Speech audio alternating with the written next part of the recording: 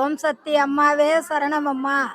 நான் முத கோடம்பக்கத்தில் போட்டேன் சக்தி மாலை, அங்கே அம்மன் கோயிலில். அதுக்கப்புறம் இங்கே வந்து 16 வருஷமாக மாலை போட்டுக்கிட்டு இருக்கேன்.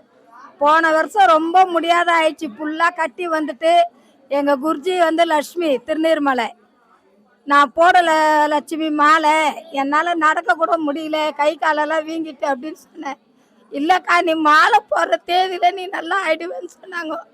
அதேமாரி நல்லா ஆயிட்டு போட்டேன். கை கால் டாக்டர்லாம் போனால் ஒன்றும் இல்லைன்றாங்க. முடக்கு அதனை சாதம் கூட அள்ளி சாப்பிட முடியல, அந்த அளவுக்கு தான் இப்பயும் வந்திருக்கேன் நான். அந்த அம்மா நினச்சி வரமாட்டேன்னு நினச்சேன், ஆனால் மாலை போட்டு வந்து அந்த அம்மாவை நம்பி நான் வரேன். நல்லா இருக்கிற 16 வருஷமா அந்த நோவில் அடிபட்டு 16 வருஷமா மாலை போட்டு நடக்கிறேன். நான் நடக்க முடியாத என் பொண்ணு தான் தூக்கி உட்கார வச்சு பல்லு தேய்ச்சி சாப்பாடு கொடுக்க எல்லாம் பண்ணுவா.